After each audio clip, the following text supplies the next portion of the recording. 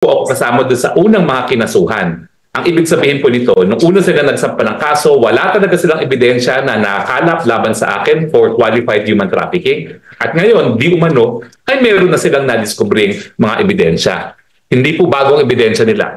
Nakasalalay po ang ebidensya nila sa akin doon po sa sinumpaang salaysay ni Atty. Fernandez ng PAGCOR na naging basihan din o yan din ang kanyang sinabi sa pagdinig sa Kamara at ng Senado sa kanilang nagaganap na investigasyon tungkol sa Pogo. Lilinawin ko lang po na ang kaso laban sa akin di umano ay qualified human trafficking. Para magkaroon po ng probable cause, at ang probable cause ay ang definition po niyan is likelihood na merong ang krimen na nagawa at likelihood na inasasakdal ay siyang gumawa ng krimen na yan, kinakailangan mapatunayan nila ang tatlong bagay. Unang-una, yung akto, yung pagre-recruit o di naman kaya pagdadala sa isang lugar, yung pamamaraan, sapilitan, or fraud or coercion, at yung purpose at para nga pagsamantalahan ang trabaho ng ibang tao. Malinaw po na walang kahit sino nagrereklamo na rinecruit ko sila, na pinilit ko silang magtrabaho. Wala pong ganyang testigo. Ang kanilang kaso ay meron daw sa buwatan, sa paniko at ng mga tao na sa likod ng Lucky South 99. Ano yung mga ebidensya? Ito naman po isang ayon din doon sa sinabi ng piskal na humarap sa media dahil hindi ko pa po natatanggap ang complaint. Ang ebidensya nila ay yung sinumiting papel na wala naman pong pirma na nagsasabi na ako ay legal counsel. At dahil ako daw ay legal counsel, ako daw po ay isang officer ng kumpanya na dapat managot dito sa krimen ng human trafficking. Mali po yan. Unang-una, wala pong ebidensya na ako ay legal counsel. Nagsalita na po si Cassandra Ong sa Kamara at sa Senado at ang sinabi niya, pagkakamali po yung paglagay sa aking pangalan. At ako naman po, sa aking sinumpaang testimonya sa Senado at sa Kamara, sinabi ko po na wala akong kinalaman sa pagpiprepare ng dokumentong yan, hindi ko pinayagan na ilagay ang pangalan ko, and therefore, that is not binding as to me. Sang-ayon po sa ating rules of court, yan po ay tinatawag na private document. At ang kinakailangan mangyari po dyan sa private document na yan, sang-ayon sa Rule 132, Section 20 ng rules of court, yan po ay dapat ma-authenticate ng taong gumawa, pumirma, o di naman kaya tao na nakakita na ginawa yung dokumentong yan. Pag wala pong authentication, yan po ay papel lamang at wala po yan bisa. Hindi po yan po pwedeng gamiting ebidensya. Ang sabi din ng piskal na humarap sa media, yung aking pagsama daw kay Cassandra Ong para magkaroon ng rescheduling of payment ay patunay na ako ay kabahagi ng sabuatan. Well, mali po yan dahil malinaw naman at ito naman po ay pinatunayan din ni Atty. Fernandez at ng Chairman PAGCOR na aking pakay ay hindi man lang para kumuha ng lisensya. Ito po ay para mag-reschedule of payment. Ang hindi namin pinagkakasunduan kung ano ba ang personalidad ni Cassie Ong nung sinamahan ko siya. Well, ang sabi po niya sa akin, siya ay whirlwind na nagpapaupa sa Lucky South 99. Ang sabi naman ni Atty. Fernandez at ng chairman, ang pinag-usapan namin ay tungkol nga sa Lucky South 99. Wala pong mali doon. Dahil nung panahon pong yon, si Cassie bilang isang opisyalis ng Whirlwind ay naging ahente para sa Lucky South 99. Wala po yung pagkakaiba doon nga sinasabi ko doon sa mga agents, for instance, sa airlines. Meron tayong mga different agents na nag-a-attend sa mga pangangailangan ng different airlines, pero hindi ibig sabihin na palibasa ikaw ay naging ahente nung agent, ikaw ay naging ahente na rin nung airline. So ang aking kliyente po dyan ay si Cassie Ong as an officer of Whirlwind na naging ahente ng Lucky South. But in any case, malinaw po. Yung papel na sinasabi nila ay hindi po pruweba na ako ay isang officer ng Lucky South 99. At pangalawa, yung pagsama ko, wala pong ibig sabihin yon dahil hindi naman po yan ebidensya na ako ay nag-recruit sa sapilitan para pagsamantalahan ang trabaho ng kahit sino man. Sinasabi rin nila na nag-follow up ako. Well, ang pagpa-follow up naman po ay trabahong abogado yan. At hindi po madalas yung aking pag-follow up at sandali lamang. At meron pong dahilan kaya ako nag-follow up. Noong unang nag-follow up ako kasi request ako ni Cassie Ong dahil hindi raw niya makontak si Atty. Fernandez. At yung pang tatlong beses na ako ay nag-follow up, ito'y para malaman namin kung anong strategiya na gagawin namin doon sa ejectment case, kung itutuloy pa ba namin o hindi. Dahil kung manalo man kami sa ejectment case, wala naman lisensya, bali wala yung aming hirap.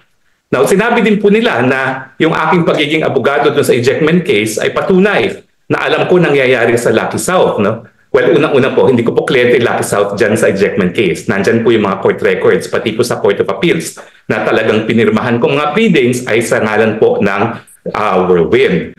Pangalawa po, naging abogado lang po kami ng Whirlwind tapos na ang boxing. Ang sinampa po namin ay isang petition to annul judgment sa Court of Appeals na. Pero bago kami magsampa doon, syempre po, kinailangan magsampa kami ng motion para hindi ipatupad ng Regional Trial Court of Angeles yung kanyang writ of execution at kami naman po ay napagbigyan ng Regional Trial Court. So hindi po yung totoo na yung sinasabi nila na dapat alam ko na napakaliit ng capitalization daw ng Whirlwind at paano sila makakagawa ng napakadami mga buildings. No? Dahil in the first place, yung ganyang bagay po, wala pong kinalaman niya po yan sa ejectment. Ang tanging issue lang sa ejectment ay yung tinatawag na possession. Hindi po relevant ang titulo sa kaso ng ejectment. At nandun yun sinasabi ko na pinatira ko daw yung aking executive assistant doon sa premises ng Lucky South at dapat, dahil nandun yung assistant ko, alam kong dapat nangyayari. Kung titignan niyo po yung testimonya ng aking assistant, siya po ay natutulog lang doon. At yung kanyang pinagtutulugan ay hiwalay kung saan ginagawa ang negosyo at ni minsan hindi nga niya nakita kung anong operasyon ng Pogo dahil hiwalay nga po yan doon sa lugar na kanyang pinagtirhan. So malinaw po, gawa-gawa po itong mga charges neto at ang aking pinagdadasal naman ay ang ating mga prosecutors ay gagawin ang kanilang katungkulan. Proof of probable cause ang hinahanap para masampahan po ako ng walang piyansang kaso. Likelihood na merong krimen na nangyari, likelihood na ako pong gumawa. Wala pong ebidensya ng akto ng pagre-recruit, wala pong ebidensya ng pamamaraan ng paggamit ng dahas, wala pong ebidensya na ang ginawa ay para pagtrabahuhin ng mga tao at wala pong ebidensya ng sabwatan or ng conspiracy. Kaya nga po aking sinabi sa aking statement kahapon, gawa-gawa lang po ito at ang kanilang intensyon para tuluyan na akong supilin bilang isang aliado ng Duterte administration. Kaya naman po hindi na nakapagtataka na pagsampa ng kaso sa akin, kasabay ng anunsyo ng Kamara na sasampahan din nila ng kaso ng plunder si VP Sara at yung matagal ng sinasabi ng Quad Committee na sasampahan nila ng kasong Crimes Against Humanity ang dating presidente Rodrigo Roa Duterte. Salamat po at meron po tayong konting panahon para sa inyong mga katanungan. Hi sir, Job Casino po of GMA News Online. Apo, Sir, ask ko lang po, hi sir, ask ko lang sana sir if you have plans to personally face the allegations and accusations against you dito po sa DOJ. Ako po yung magsasampa ng aking depensa dyan sa counter affidavit, pero iba't ibang pamamaraan po ang pinapayagan ng ating rules kung paano po gawin yan. So sir, wala po kayong plans na pumunta po dito mismo sa DOJ? Po pwede pong manumpa sa kahit kaninong piskal o kahit kanino na po pwede magbigay ng panunumpa.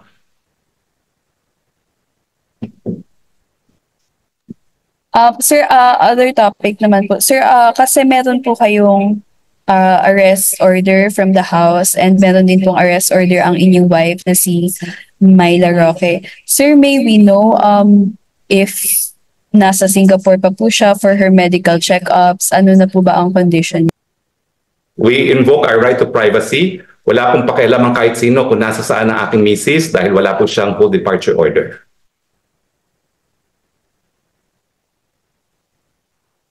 Thank you, sir. Hi, Attorney. Camille po from TV5. Sir, just want to get your reaction. So yesterday, former President Duterte was invited in the Senate for the first hearing on drug war. And some are saying na lahat ng mga statements na binitawan niya doon ay may laman at may bigat. Kahit na paulit-ulit niyang sinasabi na he was just joking or hindi dapat i-take seriously yung mga naging pahayag niya. Well, ang ating presidente po ay dating piskal. Alam po niya ang kanyang batas, lalong-lalo na ang criminal law. Kaya yung mga tangka, lalong-lalo na ni Risa Ontiveros na siya ay paaminin ay hindi naging matagumpay, no? Yung sinasabi ni Risa Ontiveros na you take responsibility for Kian, sabi ni Presidente, iba ang pulisya doon sa pag-amin. Dahil ang pag-amin, ang confession ay personal, no? At iba, hiwala yan sa policy. Ang tingin ko kahapon, napakita ni Presidente sa buong sambayan ng Pilipino kung bakit siya pa rin ang talagang pinakamamahal na Presidente sa ating kasaysayan. Dahil napakita niya na lahat ng ginawa niya ay para sa interes ng mga sambayanan, para magkaroon ng kapayapaan, para magkaroon ng lunes sa problema ng droga. At sinabi nga niya na uulitin niya muli yan. At lalo pa siya napamahal sa ating kasundaluhan at kapulisan dahil ang sinabi niya, huwag niyong habulin ang kahit sinong pulis at sundalo. Akong habulin niyo kung gusto niyo, I take full responsibility. Yan po ang leader taking responsibility for his decisions. Pero sir, sinasabi po ni Senate President Cheese Escudero na yung mga binitawan niya kasing salita sa Senate hearing, it's different doon sa yung mga past pronouncements niya. Kasi dito, he took an oath. So it's in the Senate hearing eh. So possible na yung mga binitawan niyang salita kahapon, pwede niyang maging disadvantage yun. Well, bahala po sila. Sabi nga ni Presidente, di kasuhan niyo ako kung gusto niyo akong kasuhan, naharapin ko kayo, no? Alam po niya kung gaano kahirap na mag-convict sa mga kasong ganito. Kinakailangan mapakita na may order talaga siya para pumatay. At paulit-ulit niyang sinabi na ni minsan, wala siyang sinabi sa kahit kaninong pulis na patayin mo ang ex. Ang sinasabi lang niya, gawin niyo ang katungkulan ninyo. Kapag kayo gumagawa ng katungkulan ninyo, sang-ayon sa batas, suportado kayo. Alright, yun lang po for me. Thank you, sir. Maraming salamat din. Sir, hello po. Good afternoon if I can ask. Lian Buwan po, sir. Sir, yung supplemental affidavit complaint kasi is alleging you're parang alleging accomplice liability under human trafficking. And in the Quadcom, Congressman Luis said, lawyer-client relationship ay established kahit hindi ka binayaran ni Cassie for Lucky South, kahit walang kontrato for Lucky South, the fact that you provided counsel. So that's the liability na sinasabi sa human trafficking. Can we just get a response to that po? Wala pong ganung liability ang pagiging abogado lamang. Wala po. Kahit paano yung anggulong tignan. Kung walang kinalaman na ang ginagawa ng isang abogado ay in furtherance of trafficking, yung elemento na binigay ko sa inyo, tatlo po yan. Act, means, and purpose. AMP. Wala pong pananagutan. In the first place, ang pinagtatalunan namin, kung meron ba akong attorney-client relations. Ang issue, maski walang bayad, maski walang pirmahan, po pwede magkaroon ng attorney-client relation. Sino ba sa Lucky South ang aking nakausap? Pati nga ang mga committee, hindi nila alam kung sinong Lucky South. Ang aking pagkakaalam at kilala kay Cassandra Ong ay siya ay whirlwind at hindi naman ako nagduda dyan. Dahil kami nagpunta ng husgado hanggang Court of Appeals na siya ay pumipirma sa ngalan po ng whirlwind. Sir, sinong nagpakilala sa inyo sa Whirlwind? Kasi sabi ni Cassie, you were introduced by a Singaporean to Duan Renwu. Sino po yung Singapore? It's a Singaporean because I was promoting a renewable energy project. Sir, do you remember the name? Well, I have the name somewhere listed, no? But I can't offhand remember the name now. Kasi ano pa yan yung right after elections yan 2022. Sir, last na lang from me. Paano niyo po nakilala yung lessor niyo, si Ana, si Yunwan? Ano po yan? Tumawag po siya sa akin at bago kami pumayag na siya ay maging lessee, kinausap ko siya personal at ang pagkakakilala nga niya ay siya ay isang holder ng Alien Certificate of Registration. Hiningan ko siya ng ACR. At kampante naman ako nung nakita ko yung ACR niya dahil bago ka makakuha ng ACR, dapat meron kang NBI clearance. No? Yan talagang procedure. Hindi ka makakakuha ng ACR kung walang NBI clearance. So personal ko po siyang kinausap at ang pagkakakilala naman niya sa akin, siya ay single.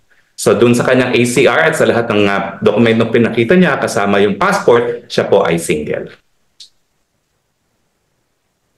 Thanks, sir. Maraming salamat po. Hi, Sir Salima po of GMA7. Yes, Salima. Sir, going back doon sa Quadcom, no? Si Congressman Abante ay nananawagan po sa inyo na humarap na raw po kayo sa Quadcom kahit nga raw tinatawag niyo po silang kangaroo court at humarap na raw po kayo, sabi po niya, sa mga kangaroo. Iniisip din daw po niya na bakit daw human trafficking yung inireklamo sa inyo, pwede raw pong plunder. Can we just get your reaction on this? bahala siya. I refuse to give a legal opinion on the opinion of a non-lawyer. And furthermore, ang issue po ngayon ay nakabinbid sa Korte Suprema. Ang sa akin lang, susunod po ako kung ano maging desisyon ng Korte Suprema. Sir, isa pa po, sorry, on President Duterte yesterday appearing sa Senate hearing, may sinabi po siya na I take full legal responsibility. If pwede nyo lang pong ipaliwanag sa amin, ano po bang ibig sabihin pag sinabing I take full legal responsibility? Well, if the actions of the policemen are in accordance with law and pursuant to their duties as police officers and as peace officers, sagot niya ang mga sundalo. Sa Tagalog naman, sundalo ko kung ang ginagawa ninyo ay nasa tama. Pero siyempre, kung gumawa sila ng krimen, ang krimen ay personal. Yun yung sinasabi niya. Ang criminal act is personal. Doon sa tao na gumawa ng krimen. Okay, sir. Salamat po. That's all from my end. Okay. So maraming salamat po sa panahon na ginugol nyo sa akin at sana po makita-kita tayo muli. Magandang araw po sa inyong lahat.